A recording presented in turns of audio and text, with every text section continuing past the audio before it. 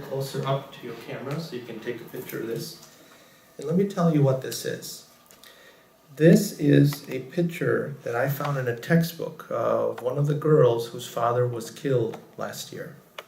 Okay, and if you look at this, you see the broken heart. You see the broken heart and you see the tears from the eyes. This is a silent mourning. This is a silent sadness that this child is dealing with. If you look on the side, there's a blossom.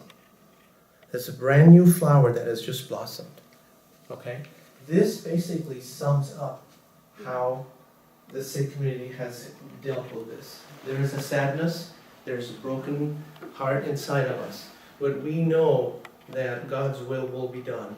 And we know that tomorrow the sun will rise and things will blossom. And so I saw this in this little child's book. There was a hymn book, and her father died that day. And this, I think, is very telling of how she's healed. That's so powerful, and I think one of the things that needs to be brought forward in this discussion is we have those extremists in all cultures. Right. Yes. It's not to say Right. this is about the white man, or this is about Right. Christian, or this is about, that we have those extremes in all cultures. All cultures. And it is those that are in the balanced middle spot that hold the space, that instead of the reaction, which is what the extremist does, Right. is go into response, as you have said, is go inside. Response is something that takes place inside, whereas reaction is something that takes place outside. Right. And so that seems to be what this community has done, is they've taken this reaction, and rather than pushing back, they've said, let me respond to that in here first and anchor my strength and my peace, and then respond back from that. We call our men and women, especially as a young child in the Sikh faith, we call everyone auntie and uncle. It means we're all family. That is how I grew up. I have a whole world of aunties and uncles. That is true, yeah, we call it. So, auntie, you lost your husband 1 year ago today in this tragedy.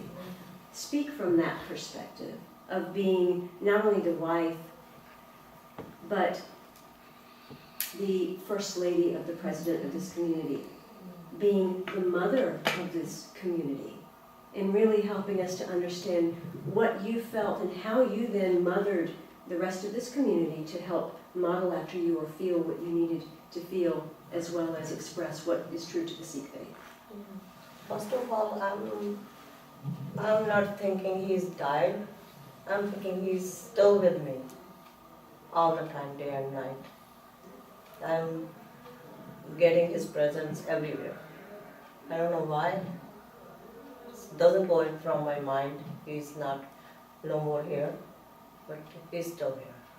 And she was the one who helped a lot of, during that time when the guy was here shooting. So they were in the kitchen cooking, and she... Can you put your microphone? And she basically had everybody go in their pantry, and she stood by the door, and it was only a sliding door. The pantry had only a sliding door, so he could have just walked in. But being the wife of the president, she did what she was supposed to do, and I admire her for that. She didn't think of her first of herself. She thought of other people first, before they. So I think that's. I think she did a very good job of stepping into her husband's shoes. She's the vice president now of the temple, and she has led our youth group. She leads me all the time, and she's helped a lot with the families that have come over from India directly and are having a hard time adjusting to the culture. And she goes up to the kids and treats them as her own kids, talks to them, asks them what they need. And she's always in the kitchen, She's a great helping with the cook. hunger. She's a great cook. She's a great cook, and I think she's one of the pillars of the community. Yes. She's helped us over the year get through this. In the spiritual community and in consciousness in general, they talk about this being a time of the divine feminine moving in and divine masculine moving out. I would love for you, Dr. Dillon, to speak about this, because we had a little bit of a dialogue earlier about the wife and the role and those kinds of things. But what I want you to talk about is, as we move from this place of such a masculine energy, which is that doing, pushing, striving type of energy in the world, into that energy that women represent, which is the nurturing, the feminine, the receiving. Talk about what the leadership of a woman at this time in particular for the Gurdwara has meant. It's interesting you asked me that, because that was running through my mind as she was speaking. Because masculine energy is much more competitive, much more reptilian. It's a strive for competition to get better, and the cost of everyone else around. A feminine energy is more loving, more encompassing, the good for everyone. And one of the first things that came to my mind when Auntie was speaking was, she was always there in the background, but never really had a chance to do anything, ever exert her gifts to get her involved. And now that the masculine energy was put aside, it gave her a chance to come forward. Okay, and even with Mandeep coming in as a youth leader, it has really brought some feminine energy. And I know at certain Gurdwaras, that is not acceptable. It is seen as a sign of weakness, and it is seen as something that should not be tolerated. Yeah. And the sad part about Sikhism is that there was supposed to be this concept of equality. Our gurus taught equality, but in practicality, when you look around the Gurdwaras, even in the Harmandir Sahib and the other levels of hierarchy in the church or the Sikh temple, you don't see too many women. And one of the reasons I think we have made it through this crisis has been because that loving, all-encompassing feminine energy that was allowed to blossom here. Beautiful. If I could add something. Yes, please. Guru Granth Sahib, our holy book, exactly mentions the role of a woman. I would just paraphrase it. It says, from women, women are born. From women, men are born. From women, a child is born. And from women, a king is born. So why do you speak ill of her? It's the woman, that's the conception. That's the inception phase. If you speak ill of her, if you do something wrong for her, if you don't provide equality to her, there would be no woman, no man, no child, and no king. So it's all about the very basic fundamental root, which is woman. And yes, as Dr. Tillen said, yes, there has been disparity in the Gurdwaras, in churches, irrespective of their religion. Yes. And we have to strive forward to help people realize that they are the fundamental pillar of our community, of our society. So you said something very powerful, because that means all men and women are coming from women. So if we are having these wounded men, these supremacist type men, or these extremists in different cultures that are coming forward and reacting in life in this way, what is it that we women need to heal within ourselves and do so that we now shift the types of men and women that we are raising as children? I think it all goes back to education. I always believe. If you, it's always said, if you educate a woman, the whole family gets educated. So you have to start from that point. If you educate women, if you make her powerful at the family level, she's gonna educate all the people around, at least her own family. If, for example, you educate all the women in the world, all the families in the world will get educated. So it's that basic. So we have to understand that education is the key here. And not only education at the family level, they have to go out, they have to be made responsible of educating, of inspiring people. So that's the key. Beautiful. So they have to be empowered, and I can't think of anyone else other than Malala right now who's doing exactly that. Malala is, But I don't want people to walk away thinking it's just the Sikh community. Exactly. I was going to have you It's speak with on that. everyone. I mean, Yes, even it's with in my everyone. own faith, there is a lack, but it's catching up quickly, I think, because we don't have such a divide as some other faiths. But I do believe you hit on something extremely important. The other word that keeps coming to me is negotiations. I mean, I think women are much willing to compromise and negotiate, which I think is an extremely important thing with what's going on in the government and everything else. So I want people to see and understand it's not just with the Sikhs, it's with all religions. Absolutely. Yes. Auntie, you spoke earlier before we even got started about having a disabled child and the experience that you've had in the Indian community of not receiving the compassion. But when you have gone to different Christian groups or American groups, you've gotten that support and compassion Yes, that's I did. necessary. Talk a little bit about that and how we perhaps can bridge that gap so that we start to realize in all communities that when we have these unique differences, these unique geniuses that show up in the way that they show up to teach us the lessons we need to learn. Yes. How we embrace them and have compassion for them, and compassion for ourselves in the way that we judge it rather than embracing it. I think first of all, we have to teach ourselves not to be the judge. You know, and I think that's the main thing in Sikhism today, because people just read and they think they know it all, and so they are judgmental. We judge people too soon. And having said that, we've been in this country for the last 30 years, 35 years. And I have the most wonderful experience with my white friends, and I have black friends. And they've been there for me whenever I needed help with my daughter. And even some of my good Sikh friends also, you know. But overall, if I say what we have given to the temple, Sikh temple in Brookfield and Sikh temple here, we haven't received that back from them. Because no one has come up to me and said, okay, do you need help with your daughter? She's total care. She's in a wheelchair. Do you guys need, can we arrange? Yeah, we like to do stuff if we are put up in this news bulletin or something, you're getting recognition, you'll do that. But charity begins at home. First, take care of your own. You're out there taking care of doing the hunger task and doing all that stuff. But where are we? You know, we belong to this community. So no one has ever offered me their help. Like, do you need help with her babysitting or just those little things?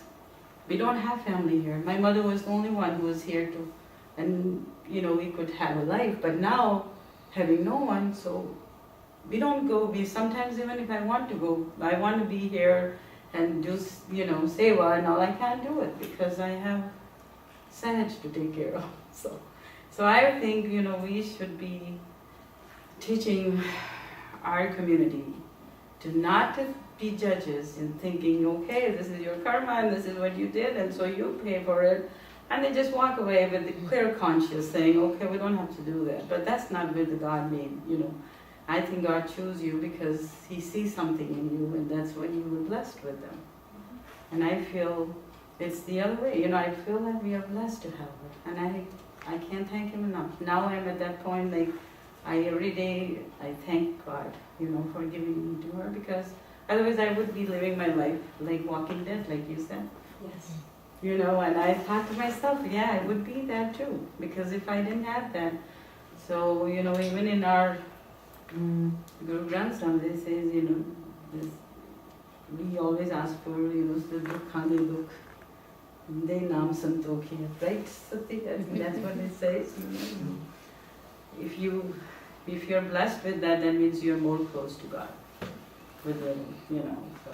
And I just want them to be aware of, like, okay, we're all human beings, and it can be very challenging. Like you said, we're in a different country, and we're here. So we should be taking care of each other, should be asking, not being just... In the end, we're all simply seeking community and connection. Yes, we should have a support system. We should have someone like who can come you can talk to and understand, like ASEAN Christian. I went to a convent school, so I know the basis of, and it's compassion. That's what I like about it. Christianity is more compassion. And I've seen in my neighborhood group, if someone has something, and they all sit together and they all say, okay, like one dear friend of mine was diagnosed with cancer. So we all chipped in and we had a calendar, we all had to take meals and whatever we could do for her, and we did that. And I think that's what we need in this community, you know. Please. If I could add, Yes. Sahaj, her daughter, like in our religion, it's said that you have to be very fortunate to get the congregation. And for someone who is specially able, she has nothing to do but to remember him. It's all meditation going on. So she forms a congregation with the God, with the bond. So it said, Vin paga satsanga krama. So without the faith, you cannot get the congregation. So people who say she's misfortunate are actually wrong. She's more blessed than we are because she has that congregation all the time, like all the time. And we are so we are involved in so worldly matters that we don't have time, or even we have, it's just a very small fraction of the whole day that we can devote to him. But for her, she's so blessed and she has so much of energy. Like God knows, okay, that's my child. I will bless her with that special teacher, and she can connect to me all the time. And you all poor people, you just get involved in all worldly matters. Yes. So that's her blessing, and that's not a misfortunate happening. It's a fortunate happening for us. As the author of Conversations with the Universe, I talk a lot about how everything is a sign and a symbol, a mirror and a message back to us. And so these beautiful special ones are actually that mirror to us so that we connect in that way. And in fact, each and every one of us is that sign and that symbol. Will you talk a little bit about, even for coming into a profession like medicine, where so much of it is about the head and about the heart, how you've seen the signs and symbols and synchronicities that have allowed you to be in a field where there are so many doctors out there right now that are so in their head and have lost the compassion. And the one thing I know about a lot of Indian doctors is they are that compassionate force. They have kept that. How has that been kept? And in that, how do you see the signs and symbols showing up? In terms of synchronicity, the idea that two small cells can meet and create 1 trillion cells known as a human being is amazing. I'm an obstetrician gynecologist, and when I deliver a baby, I see a clean slate that I just delivered. And I always look and see, wonder what this person is going to do. What is this person destined for? And you have to realize each and every one of us is special. There's never been anyone like you. There will never be another one person like you, and you are special. Period. And that's something you cannot forget. And the way I look at, I live in a small town of 12,000 people. I have family in California, all over the United States, and I've tried many times to try to move out of that area. I was only supposed to be there for 2 years, and it hasn't happened, okay? And I finally learned through the years not to struggle. And to me, I am in a position to help people spiritually progress. So I'll have a patient come and see me, and she's got some pain. We'll go through it, and then I'll say, okay, now what are you really here for? And she just kind of looks at me. I said, your abdominal pain, what is wrong with your self-esteem? What is going on in your life? And they will break down. And talking about how there's so much more behind it, I had one patient who had to have a hysterectomy. She did not want to have a hysterectomy, and I couldn't figure out why, and she knew why she had to. I happened to call Jill and asked her what was going on. And Jill says she wants to have another child. I said, she's 42, she's had her tubes tied. What are you talking about? She goes, she wants to have another child. I walked back into the room and I talked to her, and I said, have you ever thought of having another child? And she broke down. She was involved in a motor vehicle accident. She always wanted to have one more child, but because of her broken pelvis, the doctor talked to the husband and did a hysterectomy on her. She had, not a hysterectomy, a tubal ligation on her. She had never got over that. But she always held hope because she had a uterus. And now when it came to hysterectomy, she had to face that problem again. And so when I see somebody in my office, they're sent there by God for me to help them do something. And I will embrace them. The other day, a 16-year-old girl who came for her first OB visit. And when she told me her story, all I could do was hug her, and we both cried for like 5 minutes.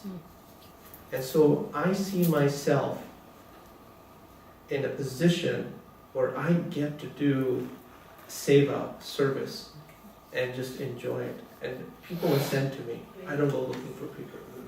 Is that what the message really is from the shooting from people that come into your office, from people you interview, from dealing with your daughter, from mothering this congregation, from being the bridge of two worlds, is it really that we are here to be those bridges? That we're here to create that oneness, that we're here to release all the constructs, all the religions, that maybe everything is a religion. Maybe medicine is religion, and science is a religion, and our spirituality has become a religion. Maybe we're here to blend all of it and finally be one. You have to be careful of your definitions, okay? To me, I make a big difference between religion and spirituality, okay? Religion is this dogma, is a certain set of rules that's supposed to get you somewhere. Every human being wants to be done away with misery and get into a state of eternal bliss, okay? And so whatever you believe will get you that is your religion. It could be alcohol, it could be drugs, it could be Christianity, it could be Sikhism, it could be Islam. You feel that if I do this, I'm going to get to heaven, I'm going to get here, and I'll be in a state of eternal bliss. Spirituality is I'm here to do God's will, knowing that you basically create this opportunity for you to come and experience something. Yes. Spirituality is you're doing something for the sake of the experience. There is no goal that you're looking for. There's no reward you're looking for. You are doing something because that's what you chose to do and create an experience for yourself. So religion is something as a mind construct.